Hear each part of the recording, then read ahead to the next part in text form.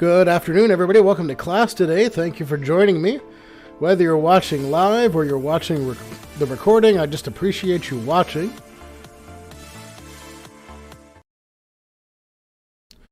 And so today we're looking at part 2 of Module 3, right? Module 3 is going to be due next Thursday.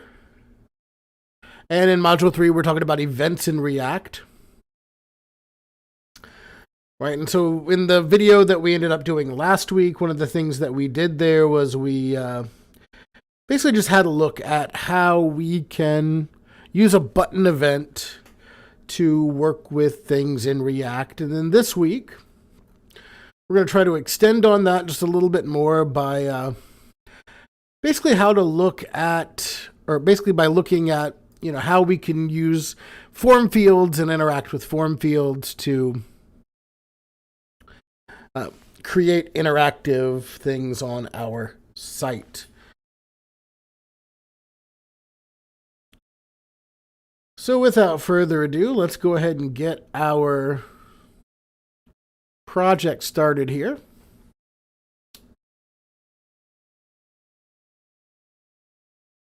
Make sure I got everything set right over here. And so what I want to do, just like always, I'm going to create a new terminal here. And we are going to switch to our working folder, which in this course is on my E drive, Web 285. And from here, we're going to create a new React project. So this will be npx create-react-app. And let's call this one say-hello. Because that's going to be the goal of the application that we're writing today, right? We're going to have a little form field that our user's going to fill out. They're going to put their name in it, and then they're going to click a button, and then they're going to be able to say hello. And so our goal is to be able to see how to add text to a site or change text on a site based on text that a user inputs, which it is a little bit different. As per usual, it's a little bit different in React than it is with just regular JavaScript, right? So we're going to be using our states again to be able to get data and set data. And we'll also be examining how to change style based on a condition, in this case, from the text that's been input into the text box. And we'll see that, it is very different, right? It is very different in terms of how we would handle this as opposed to just using regular old React. Although we're not going to get too far away from the things that we've been discussing previously, right? We're just going to be implementing them in a slightly different way in order to be able to work with that. All right, so I'm going to cd into my say hello working folder here now, and we will open this in VS Code.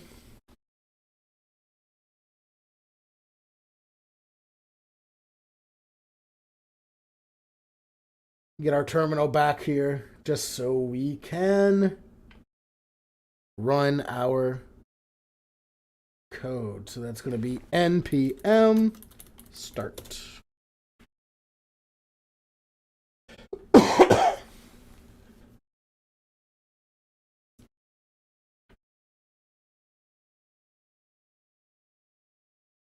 And it's now in the deployment server again. I still haven't quite figured out my ESLint problem here.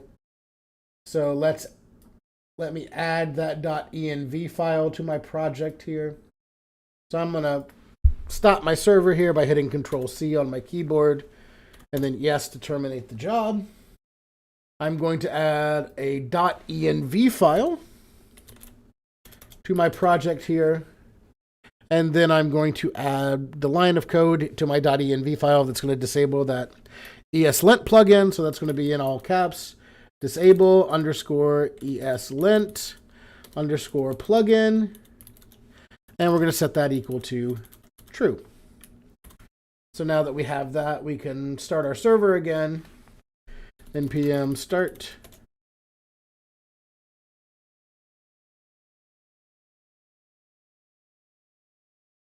Now we see there, it's compiled successfully. If we pull our window back over, we see no problems. So now I'm going to navigate into my public folder here, or rather, sorry, navigate into my source folder here. Navigate to app.js. And we're going to get rid of, you know what, let's keep the app.css here today. We will render everything inside of this. So let's get rid of just everything that's inside of our app div here. So let's get rid of the header and all that sort of stuff, which means that we can remove our reference to importing the logo there at the top, just for a nice clean page.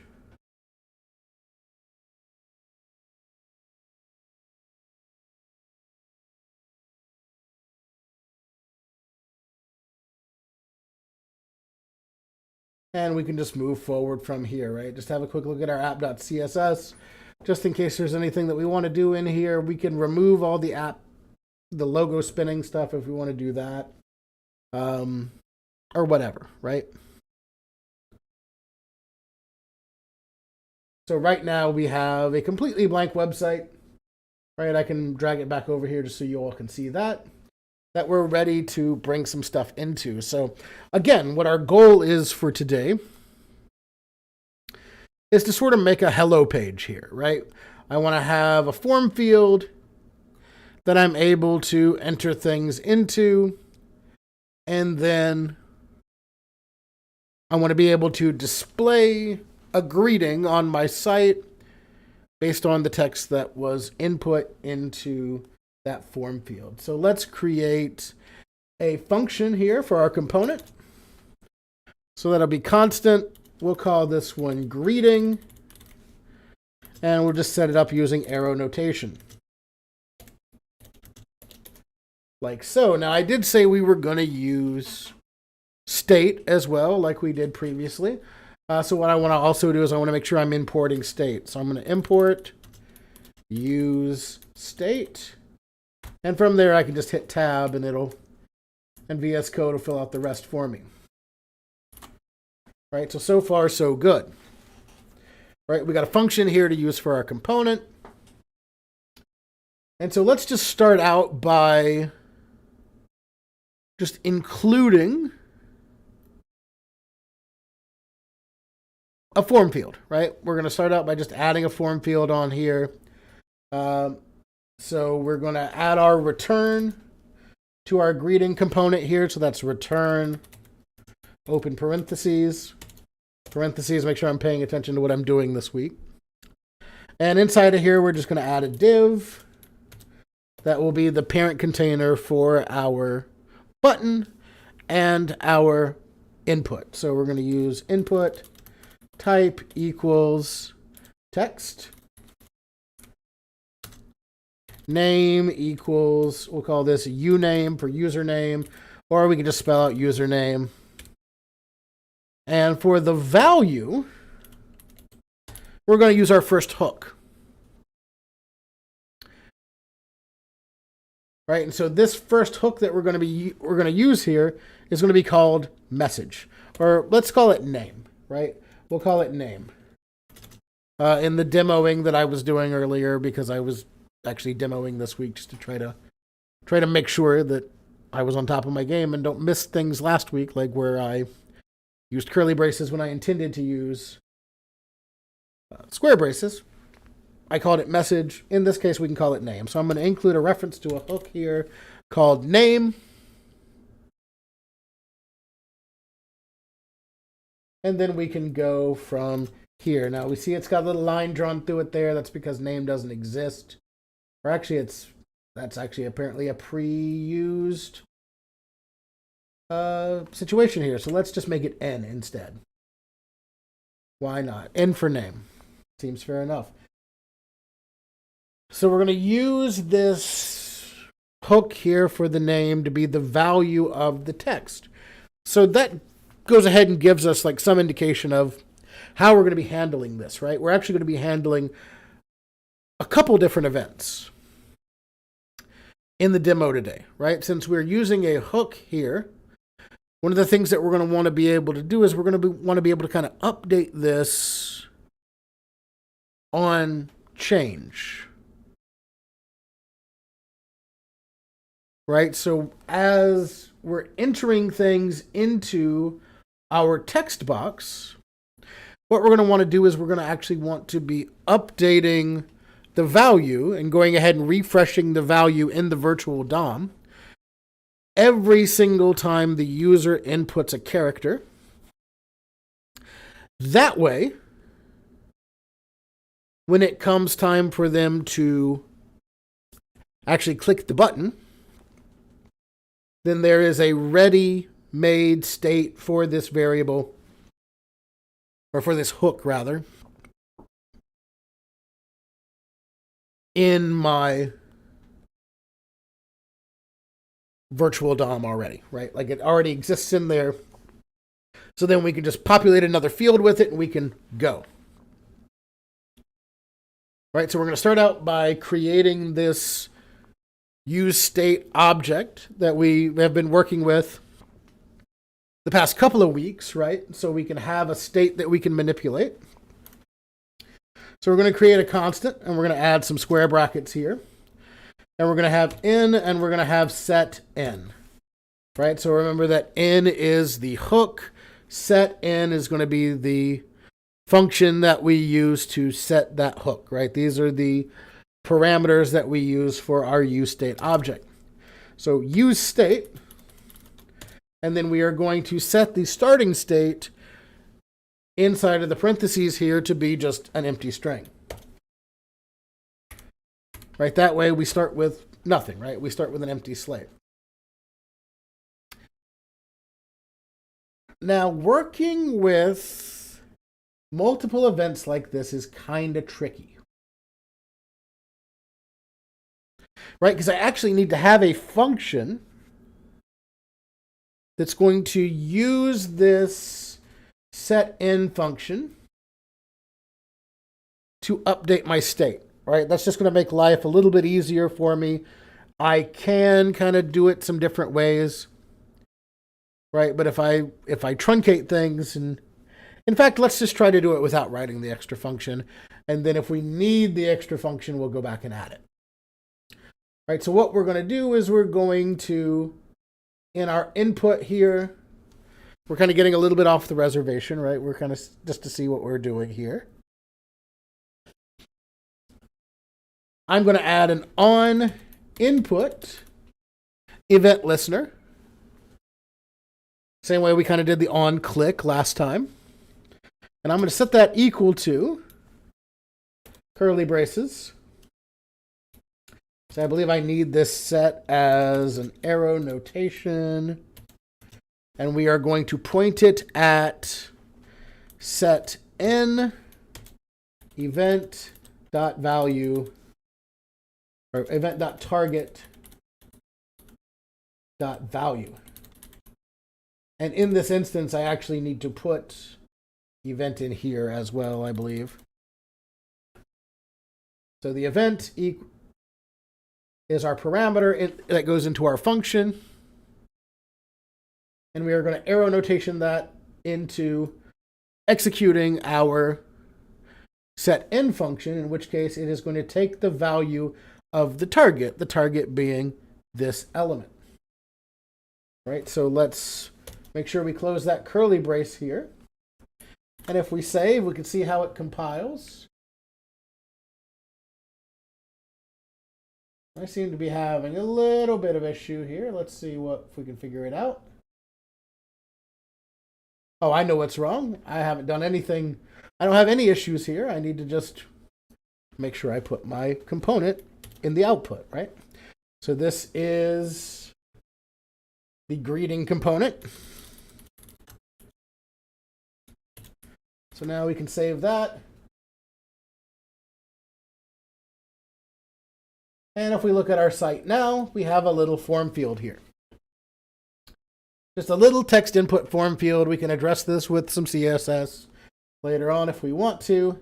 But we already have an event tied to this, right? So if we inspect this, so what we want to do is let's add a console log here.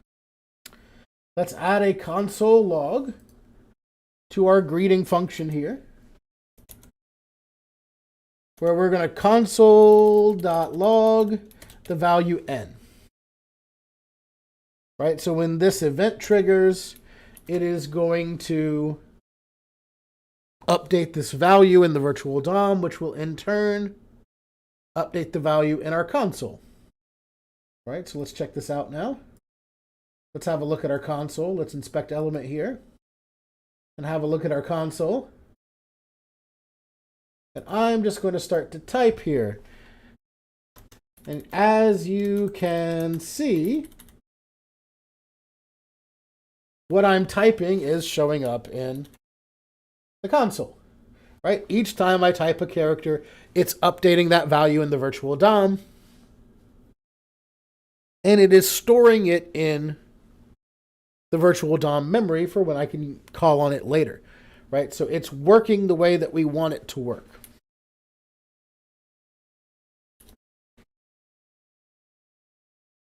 So the more text I add, the more it adds to the console. And when I start to take text away, it does the same thing. So it's just keeping all of this stuff in the virtual memory, right? And so we do the console.log here just to demonstrate that that's what's happening. We don't actually need that statement in our code here. But I'll leave it here just so we can kind of play with it for the purposes of this document for when you get my version, right?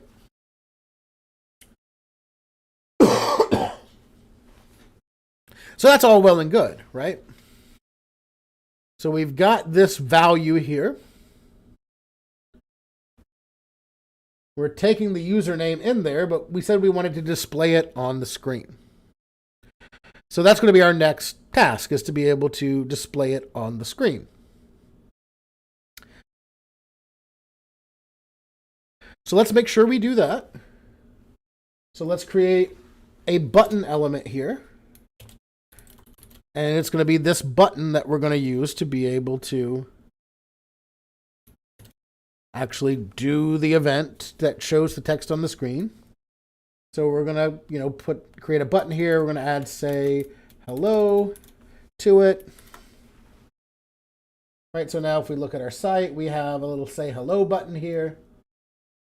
I'll move this back over to my other window just so we can get back and forth a little bit easier. And I'm going to put I'm going to make another element here that we can just, kind of use. So we'll have a const username, or let's call this something different. Const uname and set uname. And we're going to use a state here. Now, just so we can kind of see it, I'm going to put Mr. Smith here in as the initial value. Right, so we can add a little line of text here. That's just going to be, let's say, an H2. We'll come back in and we'll put an H1 in our app component here later on. But we can just put a hello and then use our uname hook.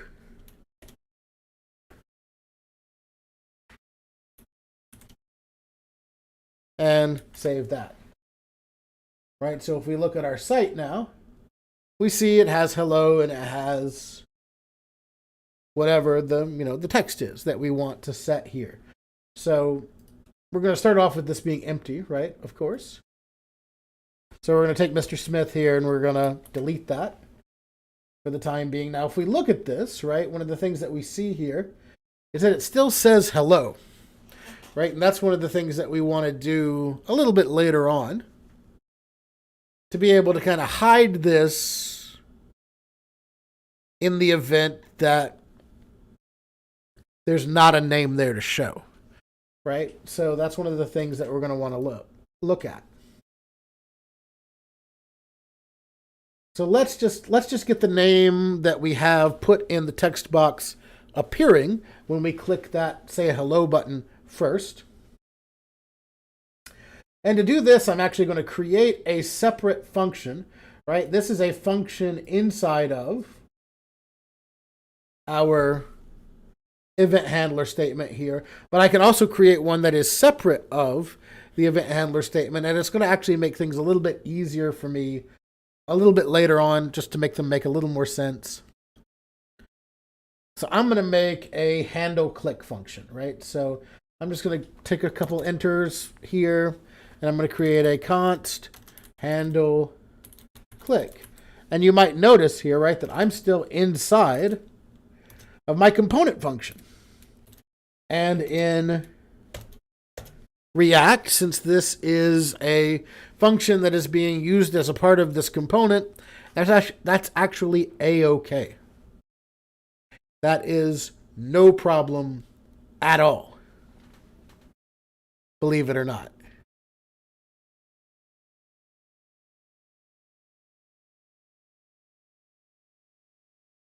And so from in here, we're actually going to use this set uname that's a part of our state object here. We're going to set uname to be the value of n that we have. And so that's why we're saving the state of n in memory, right? Because we're saving that state in memory wherever it is, so that when we click the button, we can actually use that state and just populate it. We can't actually pull that directly from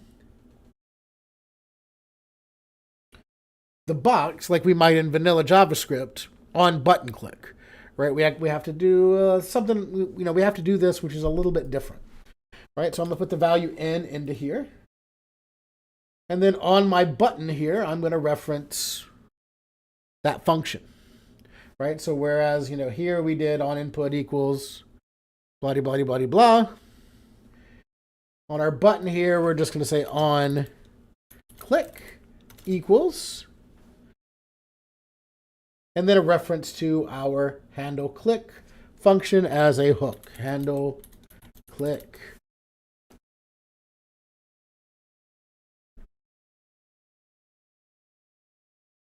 And so now whenever we click the button, it'll take whatever value is currently in n, set it to uname, so then it'll update uname accordingly in our hello message. So now we still have that hello message there, right? That hello message, they are still causing us a little bit of trouble.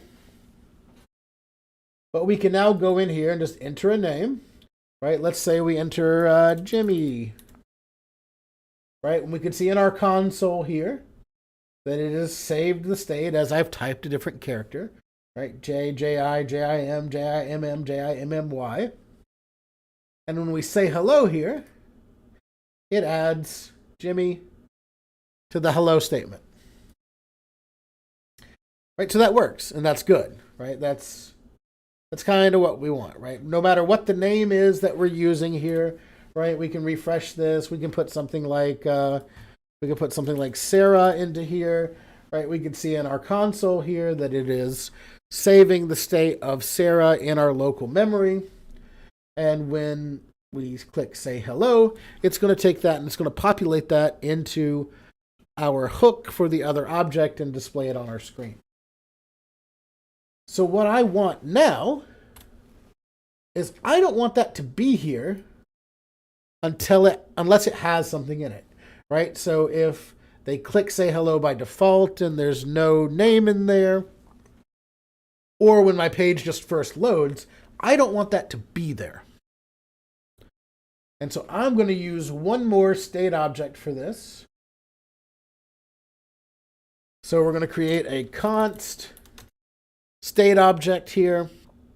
And we'll call this one dis for display, DIS. So we'll have a DIS and we'll have a set DIS to set the display. And we're going to set it equal to use state. And I can actually put an entire CSS rule into here as a hook. So I can surround it with curly braces and put the whole thing in here. So I can write in just display colon none, just like I was writing some CSS there. So now I have this hook object here that I can use. And the default state is a display none. So if I add dis here as a style, so I'd have to say style equals dis, then that's going to add that CSS rule there.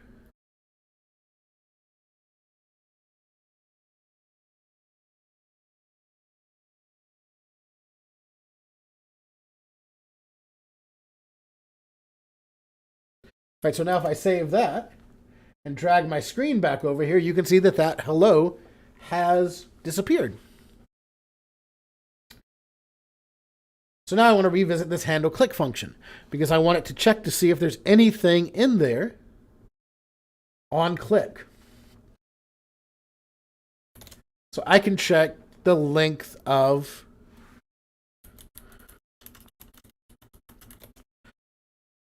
n to see how long it is. And if it is longer than 0, I can just add a little conditional expression here that will show just the hello message there, right? So we can write if n, and we're talking about n.length here, length is greater than 0, then we are going to use our set dis state function here to change that to display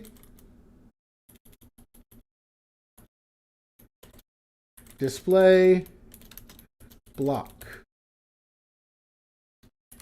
Right, so note the curly braces there around display block, just like display none here, right? We're saying, if n has a length that is greater than 0, we're going to set that block to pop up. Otherwise, it's going to be hidden, right?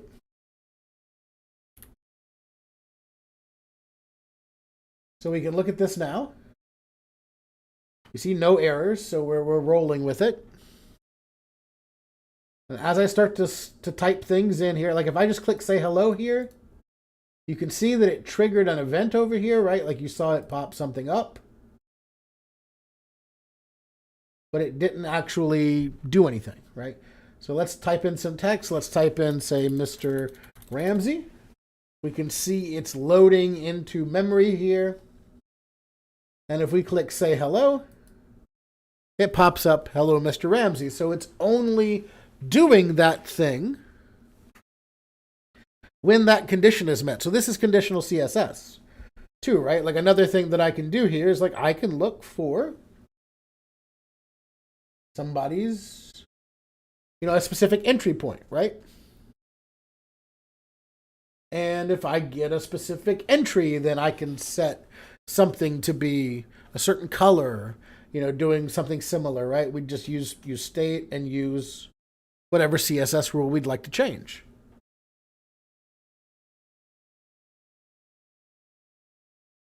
Right, so maybe what I'd want to do is I would want to say something like, let's create a const here, and we'll call it font, and we'll have a set font. And we will use state, and we will add a font family sans serif.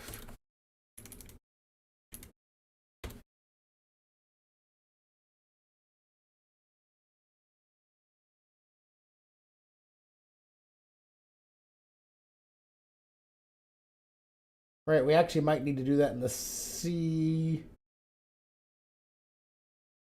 We'll test it and see what it does here. We might have to do that in the JavaScript style, which would be that way instead of the dashes. So font uppercase F family, because it's JavaScript.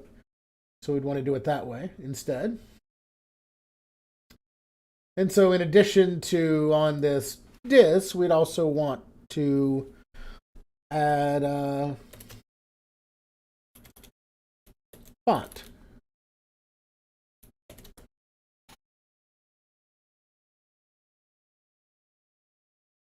Right, and what I might want to do is add these.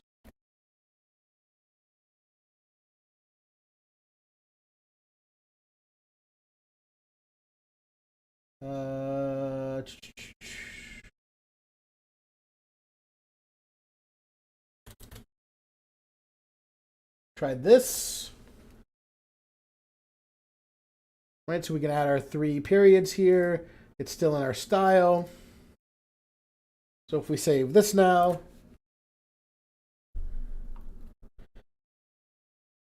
we basically end up with the same thing, right? We'll go ahead and we'll check it over here. Let's pull our site over. Type in something like Mr. Ramsey. And we can say hello, and we get it in sans serif. So maybe let's try to add something to this and say like, oh, if n equals Dave, then we will set font family serif. Right, so just as another example of how we can kind of conditionally handle some CSS here. Right, so if it's Mr. Ramsey, it's a sans serif font. If it's Dave, and it might not be, it might be overwriting because it's in the CSS here. Let's see if we can kind of figure this out really quickly.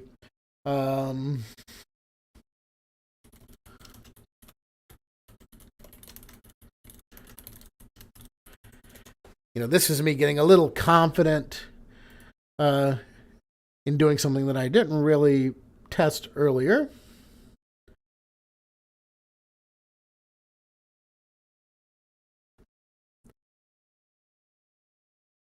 So what I think I can do here instead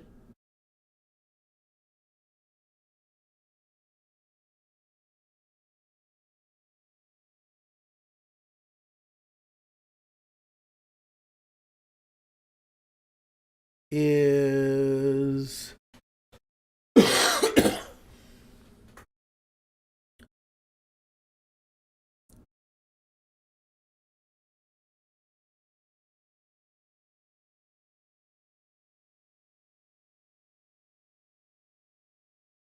maybe not use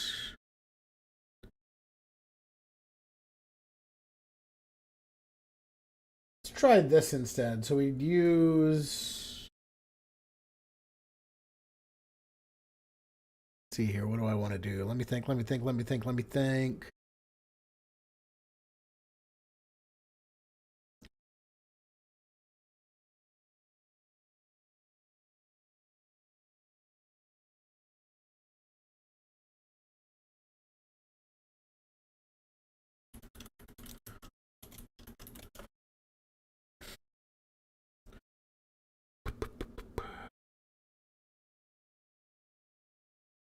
Okay. Yeah. Now I remember. Okay. Yeah. We don't want to do this. We want to do it in array notation, right? So I'd want to do square brackets into style here, I think. And then we do dis, comma, font, right, in array notation. And I think that's what I want to do instead. Oh, nope, that had a little bit of a cow.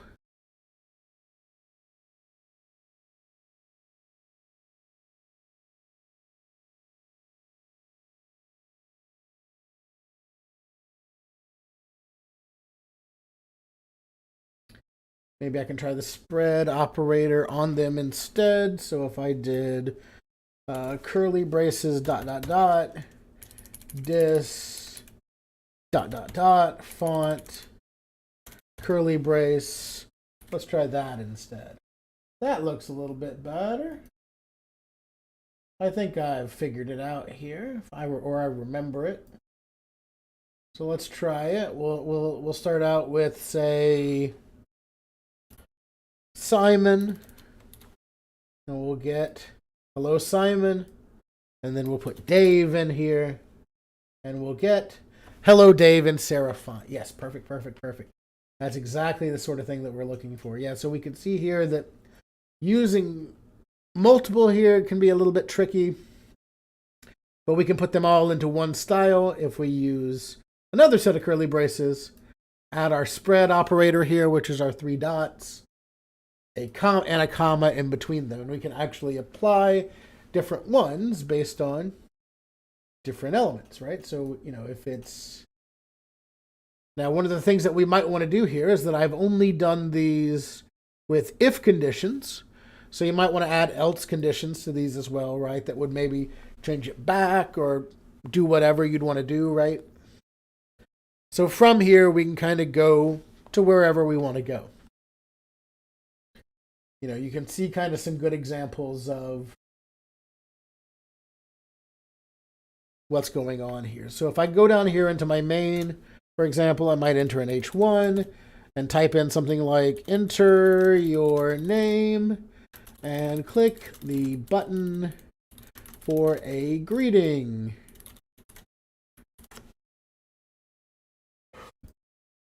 Right, so we get that. Right, and we have conditional elements for what happens here. Let's add some else statements here, right, that just change these things back. So let's add an else, set display none.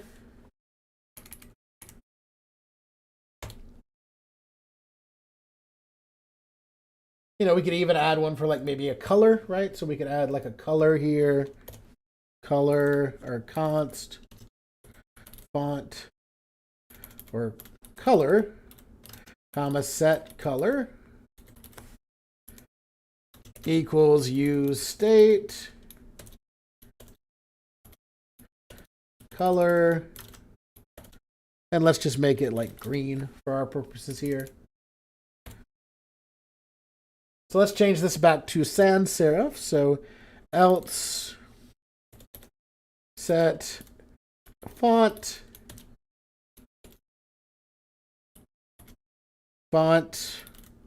family sans serif, and we can add our color here. And let's set something else here. Let's say this is for Sarah. So if n equals Sarah, then set color,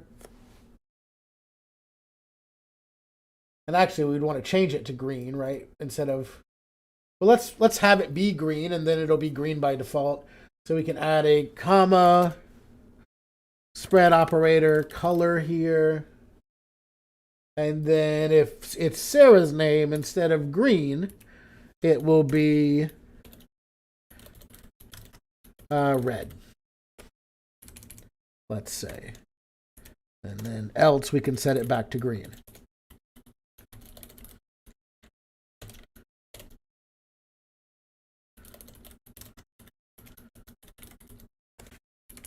All right.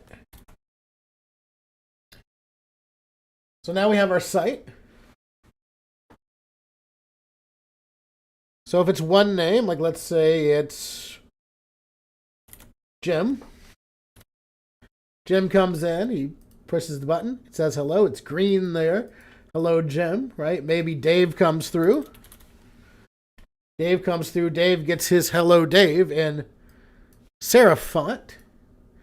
And then let's say Sarah comes through, and Sarah gets hers in red, right? And you can see there it switched back from green to red, and back from serif font to sans serif font, right? Because it's not Dave anymore, it's Sarah. And this is all kind of what's happening in the application, right? So it's changing what's on our screen in real time, and it's working with it, and it's doing what it needs to do. And so that's basically what I wanted to cover today, right? So we handled our entry for our text box here using our on input event handler here. We were able to add our text to our screen.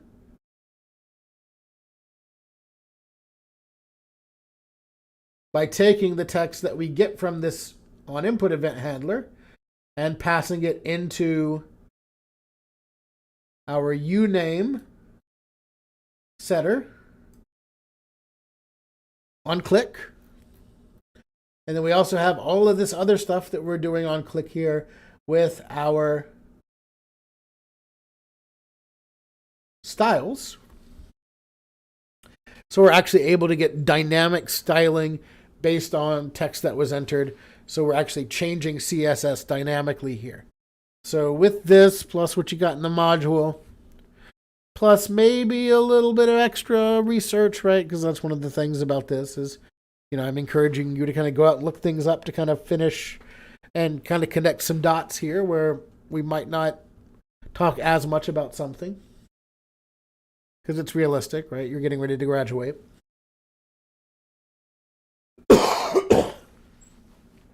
But I think all of this together kind of prepares you to complete your assignment this week,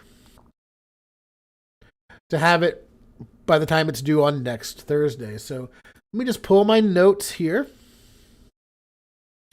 so I can get my response to, putting this, just so I can remember how to put everything on the GitHub, right? I most of the time usually kind of forget some of those GitHub pages ones, but this will be called, we'll make a new repo here. We'll call it React Greeting. And we'll create that repository. We will temporarily close our server here. Control-C to terminate our server. We will get init. We will get add period to add everything. We will get commit -m initial commit. Then from our GitHub here, we will grab the origin.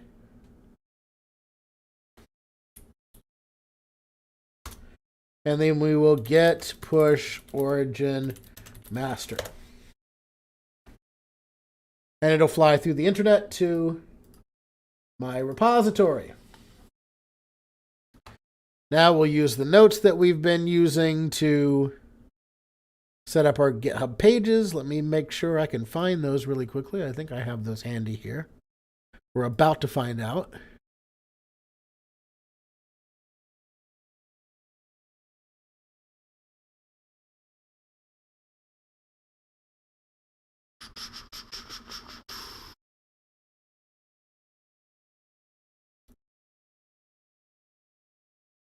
Maybe I don't. I might have to go dredge them up. I thought I had them handy here.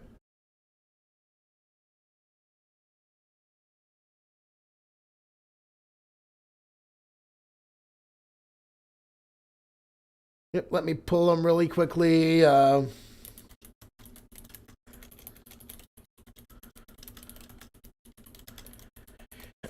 You'd think after as many times as I've done this by now that I would remember, but I certainly do not. So what I need to do first is I know I need to install my GitHub Pages plugin. So we're going to npm install gh-pages, and we're going to run --save-dev to make sure it keeps what we've done here.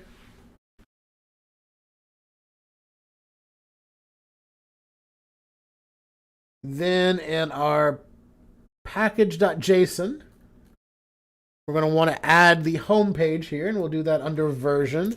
So that is home page, and that is https:// your GitHub username,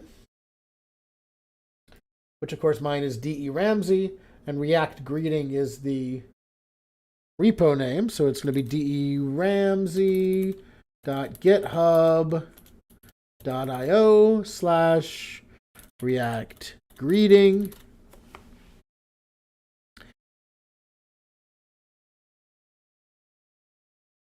And then in our scripts, there we go. We want to add our pre-deployment script and our deployment script. So our pre-deploy is going to be npm run build. Make sure we put that in quotes. npm run build. And our deployment script is going to be OY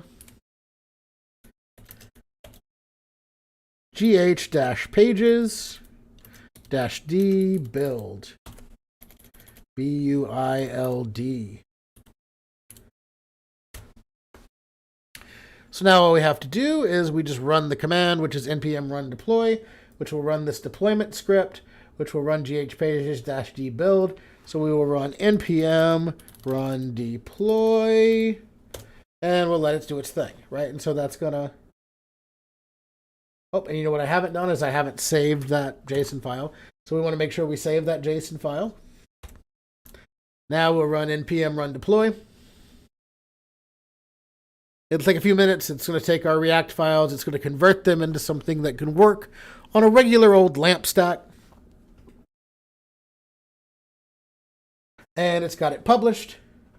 So now if we go back to our GitHub here, we should be able to go to our settings page, see our pages tab, see that we have a GitHub Pages branch, and it's currently populating that page. So it should be available for us to click on shortly.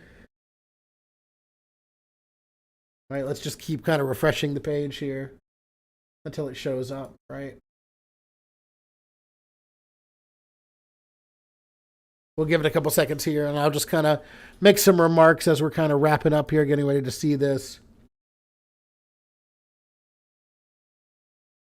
I've got a question here, is that each component should be in its own file and then called in the main app file by importing and exporting the file. Is this just a preference, or is it a standard way of building apps in React? Good question. So it is, I mean, it is a preference, right? Because if you are, you know, it's one of those things, like if you're building any sort of big project, right? Like in general, our projects are small projects. So if you just have small projects that have small components in them, then you don't really need to worry about putting them in other files. When you're working with big projects that have big, long components in them, then importing it into another file and working with it from there is recommended, right? So it's basically just something that kind of helps you stay organized, right? The bigger your project is, the more you're going to want to do something like that.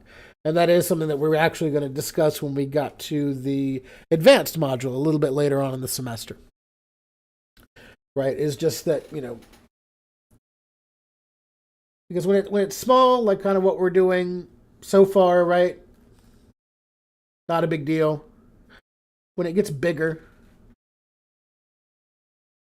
especially when we're starting to do more and more stuff like this, where we're actually putting functions inside of our components, then it'd be a better idea to put that into another file. Just to kind of keep things cleaner. Yeah. I didn't have a good eye on the chat today. I was kind of focusing and making sure I didn't miss any of my items in my notes. But yeah.